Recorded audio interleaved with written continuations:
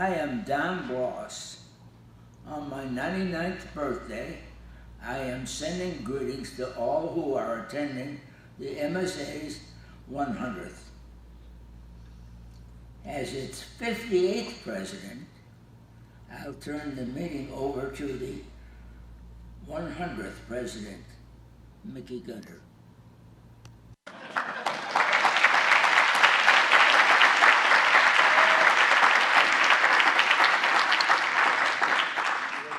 Thanks, Don. No, I did not do that. Some of the daughters did it, but it was your idea because you said I should video record some people, and I always listen to you. So, for those of you who didn't know, that was Don Bloss, my PhD advisor, the 58th president of our society, and he wishes he could be here, but he sends greetings from.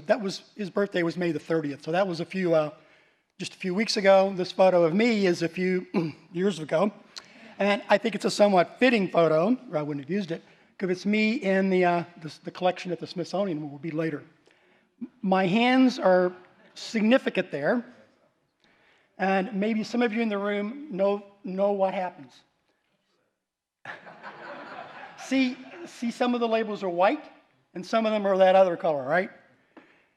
Anybody know why? Jeff. Why? Yeah.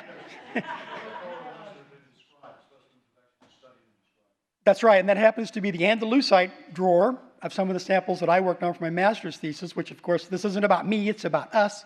And the point that, as Paul Ribby used to say, again, a person's name who should be mentioned here, the creator of RIMS, which is now RIMG, what a lot of us do and what I was doing there was just part of the database. And part of that database we'll hear about now, because that database we've all contributed to will be one of our sessions at the meeting. If I was to give a session, I think it could be summarized by this photograph that I took off the cover of the Journal of Geoscience Education. It's not about a reverse fault, forming a drape fold in a serpentinite. It's more about geoeducation. We really don't have any sessions on geoeducation, but they're all about geoeducation, because this whole session will be memorialized in a RIMG volume. So for years to come, people will be looking at the things we've done here. If I was doing a session, I'd do it on PLM, which is the polarized light microscope, not to be confused with the petrographic light microscope. And most certainly the 58th president would have had comments to make on that, but seeing he's not here, and we won't belabor that too long. If nothing else, it makes great cover photographs for journals. I'd also maybe talk about asbestos. The first talk of the day is going to have asbestos in the title. The last two talks tomorrow will. So there's really nothing for me to talk about, except to play my role as the 100th president and mention things like our sponsors. We have several sponsors for the society, for this meeting. One is the Mineralogical Institute of America, mainly responsible for funding the event tonight, plus also some other speaker travel. Deep Carbon Observatory also has committed lots of funds to help us, again, offset the cost of the meeting. The Carnegie Science, which I think is where we are, right in this wonderful venue here, which is a great place to have this meeting. CTO over in Mineralogy, well, reminds us all of crystallography. It all starts with crystallography. The Rob Levinsky's Gallery of Pretty Minerals, and we're going to see lots of pretty minerals a bit later today, or this evening. Compros, Geochemical Society, Proto-X-ray diffraction. You'll have a booth outside. Crystal Maker Software, and there'll be some ongoing video that we'll show during some of the breaks. We being, of course, Peter, because I have nothing to do with it. There were 10 academic departments who contributed funding from this based partially on the fact that they had past presidents in their societies, in their departments. This was not my idea. It was my former department chair's idea, because I'm emeritised, Leslie Baker, who happens to be in the room. And this started a trend. We contacted several schools. If you look in the program, not all of the past presidents' names are there because certain departments couldn't figure out ways to donate money or sponsor things, as the term was. The last one here came in too late to be in the program. It's the NSSGA, which rolls off my tongue, and a lot of you may not know what that is.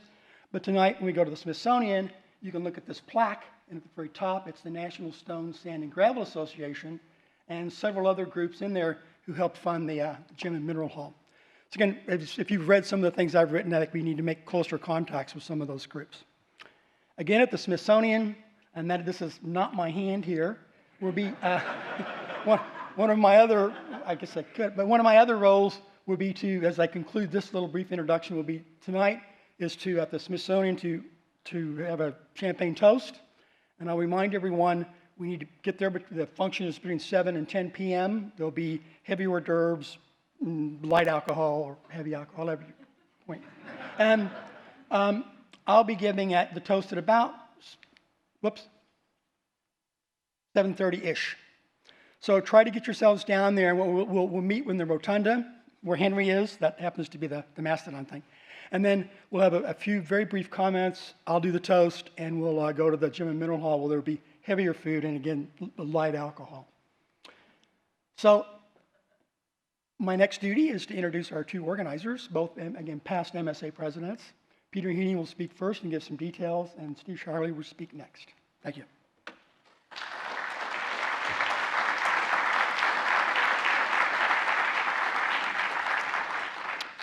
Thank you, Mickey.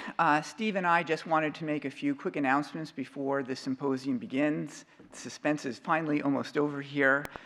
First of all, I think we wanted to thank all of you for making the effort to celebrate MSA's 100th anniversary.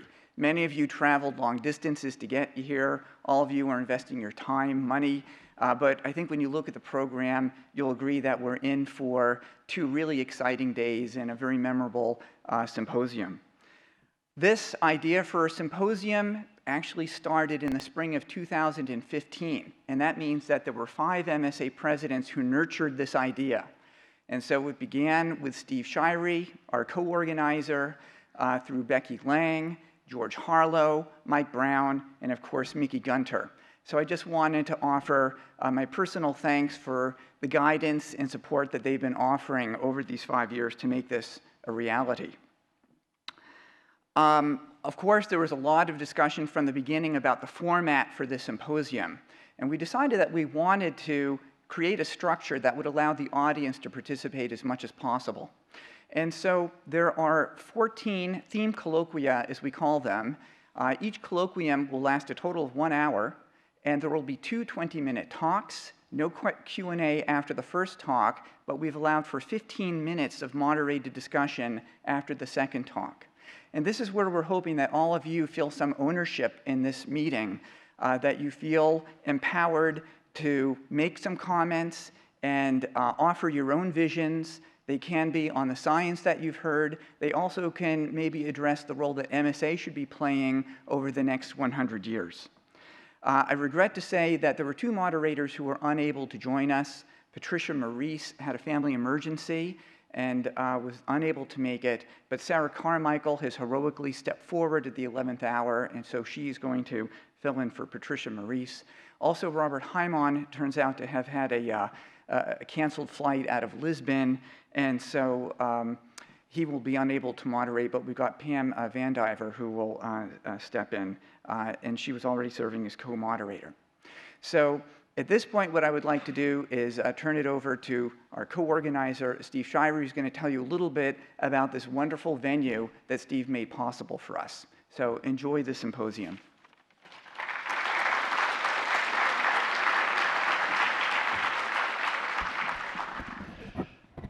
As Peter said, I'm Steve Shirey, and proud to welcome everybody here from MSA to help celebrate our centennial.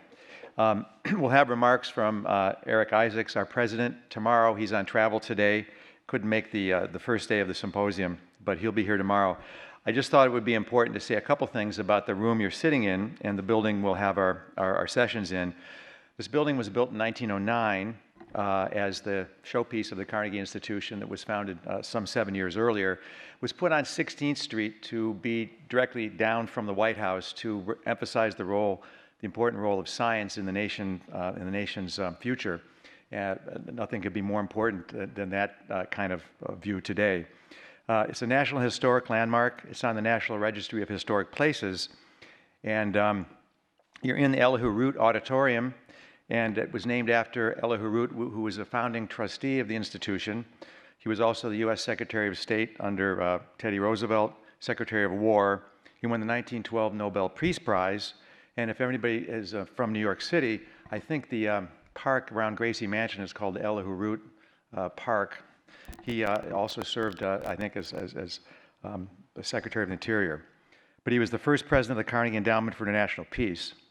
So this is a famous named auditorium. And during World War II, when the war effort needed some scientific administration, this building and this auditorium was double-decked and turned into an office out of which was run all the research efforts of World War II, including the Manhattan Engineer District, which produced the atomic bomb. The murals on the wall were painted by J. Monroe Hewlett on masonite, and they're supposed to symbolize the breadth of scientific research that the new Carnegie Institution was undertaking. So while you're sitting here listening to the talks, don't focus on the mural, pay attention to the speakers, but in between, take a look at some of the artwork. It's pretty nice, and you can see the solar system painted up there on the ceiling if you end up being a little sleepy or something. All right. So I'd like to make two other points. The Centennial celebration goes on all year. This is probably the showpiece activity of it. But at the GSA meeting in September, there's an important session, T29, celebrating MSA at 100.